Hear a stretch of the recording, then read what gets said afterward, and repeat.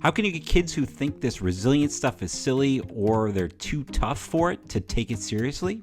To answer that question, we kick off season 2 with master resilience trainer and performance expert Brian Korniek, who teaches this stuff to the toughest people around, our soldiers in the U.S. military. Welcome to the Raising Resilient Kids podcast, where we provide parents, teachers, and coaches with ideas and strategies to help kids and teens build their resilience and achieve their potential in a healthy, fulfilling way.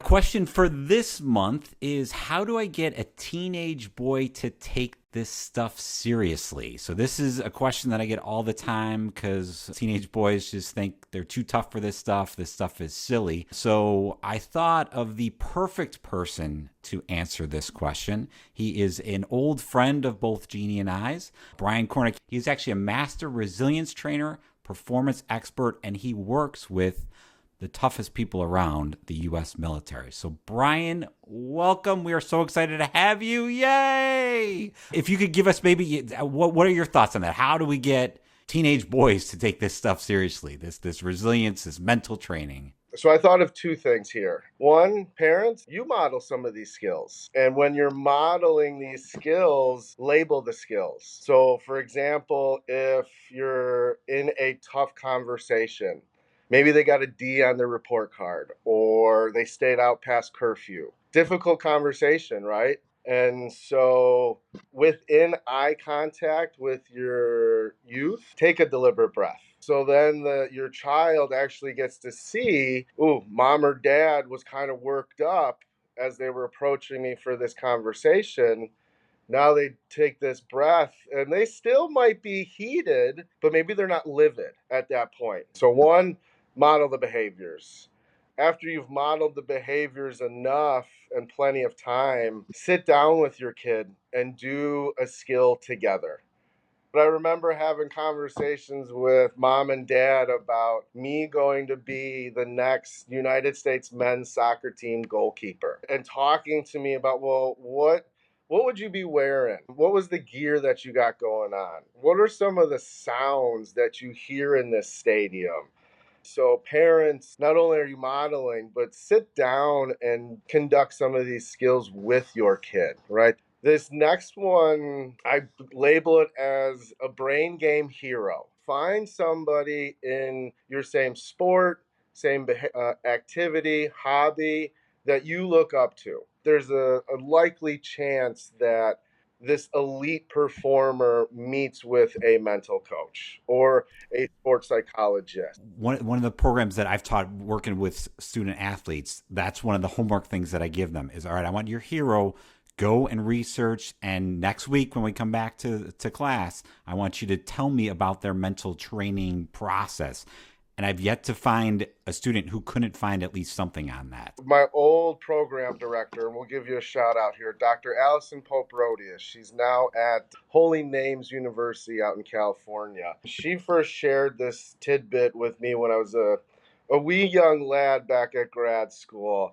Elite performers, out of the 100% of time they dedicate to their performance, 80% of that time is physical. 20% of that preparation time is up here in quite possibly the strongest muscle that we have. I'd love to hear more about, it sounds like the coolest job ever, a master resilience trainer, performance expert for the military. Could you tell us a little bit about that? And then maybe just a couple techniques that you share with the soldiers you work with. One thing to realize, all these sports psychology techniques and skills, they actually come from psychology. They do come from some counseling. They do come from social psychology, where the spin comes with sport is, okay, we're talking about a particular performance. And so this particular performance being soldiering.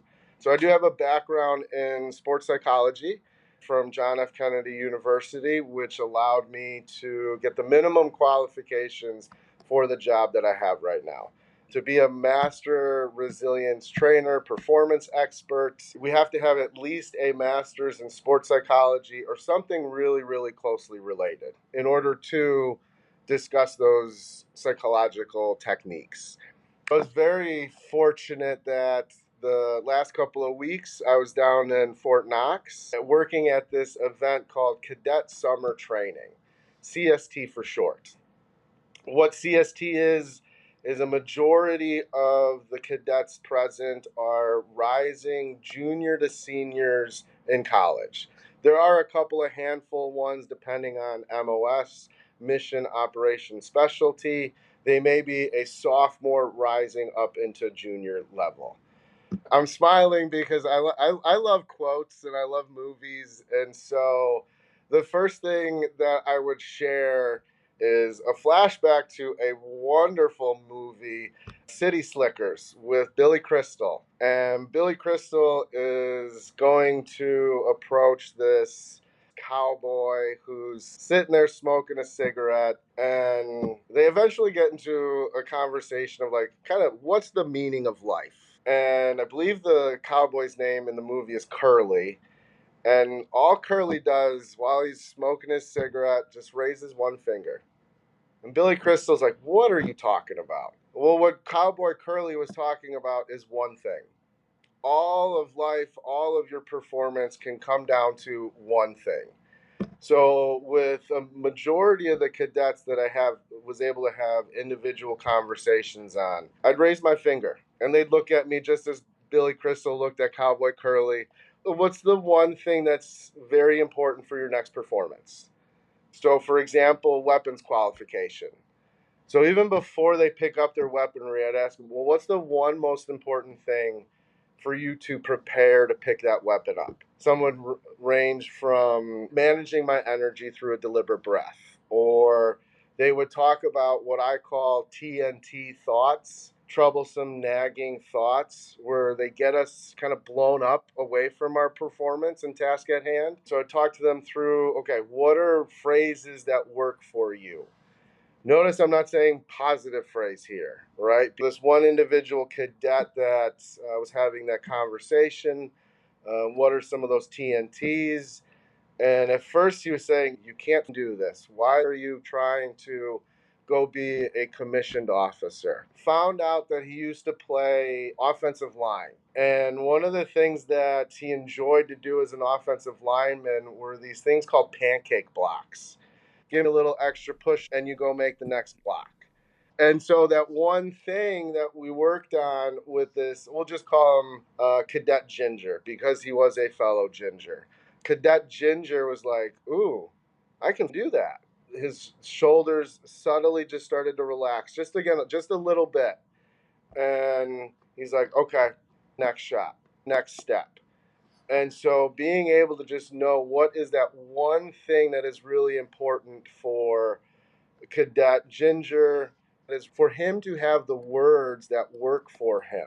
Big technique that I'm working on with people is being aware of their breath. In my brief to the cadet students a couple of weeks ago, I introduced the breath as a sacred thing. The first thing we do when we either pop out of Ma's belly or get pulled out from that C-section is we take an inhale in order to have that large scream and let everybody know, right? So the breath is the start of our life. It's also the last thing we do before we leave this earth is that final exhale. So a breath is a very spiritual performance.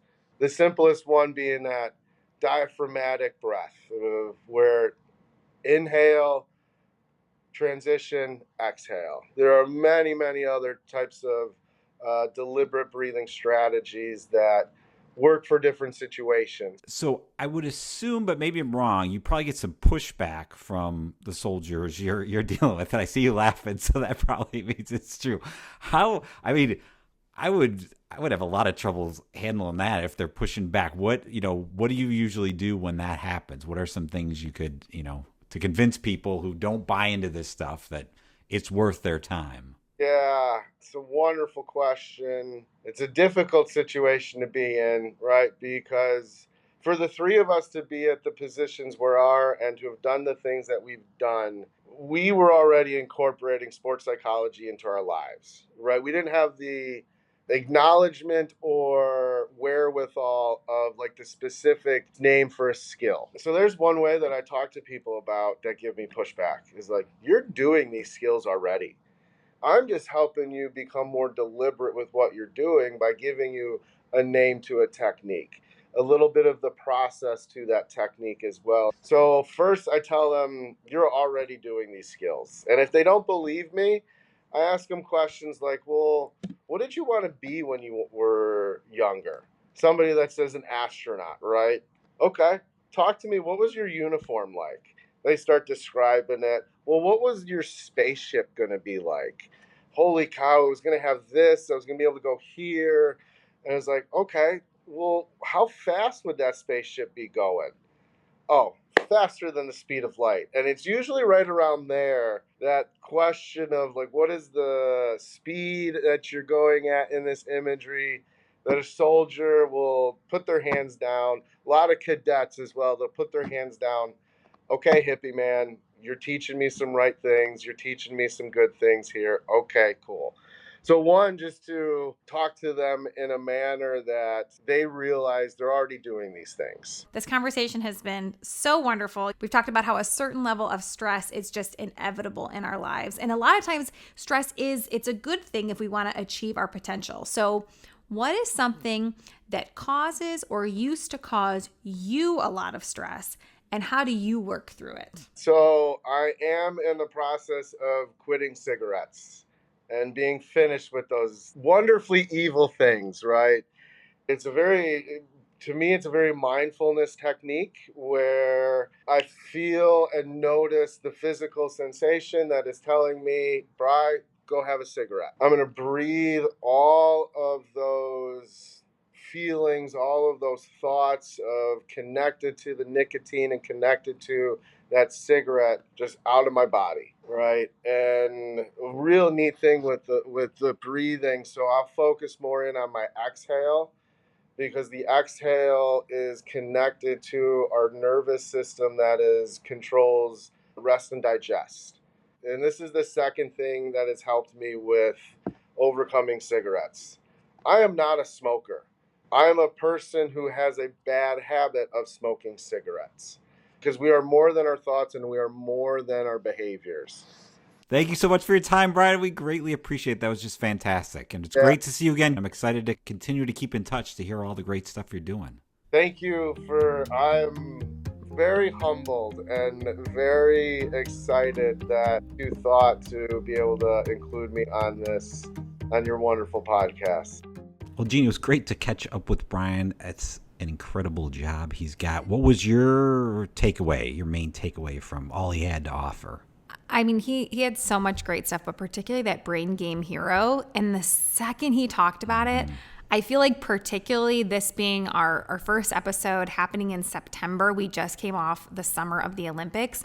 Yep. I saw so much of the breathing exercises, the visualizations, the mantras that these athletes were doing, and you saw it live on TV, and then they would go and win gold medals. My favorite one was Steven Nederovich. He was our pommel horse specialist for our men's gymnastics. And before he went up to do pommel horse to try to win the bronze for the U.S., the cameras caught him, eyes closed, and his head is back, and it literally looks like he's sleeping. Steven Nederovich was on Jimmy Fallon just a few days ago, and he tells Jimmy Fallon, I needed to calm down. So all I'm doing there is I'm tilting my head back and doing my breathing exercises and visualizing a lot, like 100 times. And when I heard him say that, I'm like, that is literally the things that we talk about every month. Like, and here's somebody who won the bronze. So cool. That's awesome. Yeah, that was quite a story. And I thought it was interesting how Brian said, elite performers, it's 80-20. 80% of their time is spent on the physical and 20% is on the mental. So when you mention that to the kids, they can kind of measure that themselves. All right, how much time when I'm practicing is physical versus mental? Totally. Another thing that Steven said in the interview with Jimmy Fallon was, for the Olympic game, pommel horse was last. So he's like, I did my warm up and then I had 5 hours until it was my turn. Nice. And I mean, talk about ways to like build up stress, 5 hours of just waiting for your time. So the fact that he had that 20% of those visual visualizations of those breathing exercises, he could go back to something that he had been practicing all along through his training. It was such a big part. He wasn't able to go on the pommel horse and practice right before, but he could practice in his head and do his breathing exercises. I liked how you talked a little bit about, the exhale, how important the exhale is, how that's attached to the nervous system. I'll ask you a couple questions. Okay. Is it better to breathe with your chest or your stomach? Which one should move out the farthest? I would say your stomach. Very good. Yeah. I think most people breathe with their chest, but yeah. Totally do. I just know that from singing. You sing from your that makes diaphragm, sense. so you have to push your belly very out. good. Very good. What about nose or mouth? Ooh. Okay. I'm going to guess you breathe in through your nose, breathe out through your mouth. Usually the nose is the best kind of focus. They usually recommend closing your mouth, especially when you're sleeping, and just breathing through your nose is the best. Is actually, interesting. Yeah, it's So the breathing best. in and out through your nose.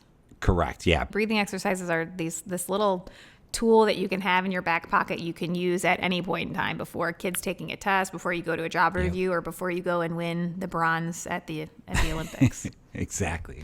I'm probably going to be the job interview, or not the Olympics. I'm not really an athlete, but but just in case one day I am in the Olympics, I'll be using All it. right.